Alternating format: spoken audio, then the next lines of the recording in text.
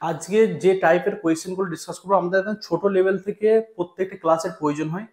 আমরা যারা ছোটখাটো টিউশন পড়াই বা বাচ্চাদের পড়াই বা নিজেরা হয়তো পড়াশোনা করছি, তাদের ক্ষেত্রে প্রচুর কনসেপ্টটা কাজে লাগবে।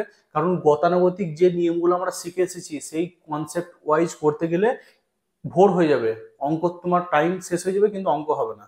তাহলে এগুলো চুটকি মেরে কি করে উঠবো, সেই কনসেপ্টটা দেখো।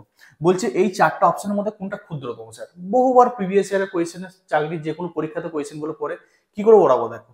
দুটো টাইপ হয়, আজকে একটা টাইপ ডিসকাস করবো, অন্য একটা ভিডিওতে অন্য একটা টাইপ ডিসকাস করবো। এদের দেখো লব আর হরের মধ্যে ডিফারেন্সটা কত স্যার? 31 আর 28-এর মধ্যে ডিফারেন্স কত স্যার? 3। 16 আর 13-এর মধ্যে ডিফারেন্স কত স্যার? 3। 20 আর 23-এর মধ্যে ডিফারেন্স কত স্যার? 3। 4 আর 1-এর মধ্যে ডিফারেন্স কত স্যার? 3। তাহলে যদি ডিফারেন্সের মানটা সবারই সেম হয়ে যায়, তাহলে কি করবো স্যার? যার মাথা বড় সে সব থেকে বড়, যার মাথা ছোট সব থেকে ছোট। কি চেয়েছি স্যার? ক্ষুদ্রতম কোন, কার মাথাটা ছোট? উত্তর হয়ে গেল। চুটকি মেরে উত্তর করতে পারো, বোঝা গেছে? তাহলে লজিক আর কনসেপ্ট যদি জানা থাকে, এই টাইপের কোয়েশ্চেন 2 থেকে 3 সেকেন্ডে ওড়ানো যায়, ঠিক আছে? আচ্ছা, এই দেখো, বলছে অর্ধক্রমে সাজাও। একই টাইপের কোয়েশ্চেন দিয়েছে। তাহলে অর্ধক্রমে কি করে করবো স্যার? ডিফারেন্স কত স্যার? আমার 11 আর 15 ডিফারেন্স কত স্যার? 4। এরও ডিফারেন্স কত স্যার? 4। 81 85 ডিফারেন্স কত স্যার? 4। 31 35 ডিফারেন্স কত স্যার? 4। 9 আর 13 ডিফারেন্স কত স্যার? 4। তাহলে ডিফারেন্সের মানটা এইখানে সেম হচ্ছে। যার মাথা বড় সে সব থেকে বড়, যার মাথা ছোট সব থেকে ছোট।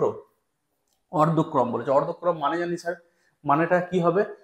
ছেলেটা অধম পদে চলে গেছে, তাহলে ভালো ছেলে ছিল মানে বড় ছিল, কি হয়ে গেছে এখন? খারাপ হয়ে গেছে মানে ছোট হয়ে গেছে। তাহলে বড় থেকে ছোট, ছেলেটা অধম পথে চলে গেছে। অধম পদ মানে হচ্ছে অধম পথে গেছে, মানে ভালো ছেলে ছিল খারাপের দিকে গেছে। তাহলে কি হবে স্যার? বড় থেকে ছোট। মাথা কার বড় আছে স্যার? 81/85 সব থেকে বড় আছে, একটা হলো। তারপরে কি হবে স্যার? 31/35, 31/35। তারপরে কি হবে স্যার? 11/15। তারপরে 9/13। তারপরে কত? 3/7। আমার অ্যান্সারটা হয়ে গেল।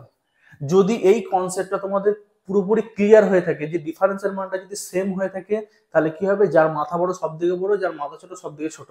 তাহলে এই কোয়েশ্চেনটা করে একটু কমেন্টে জানাও যে তোমাদের কনসেপ্টটা একদম ক্লিয়ার হয়েছে কি হয়নি। ঊর্ধ্বক্রম মানেটা বলে দিচ্ছি, ঊর্ধ্বক্রম মানে ছোট থেকে বড়, ঠিক আছে?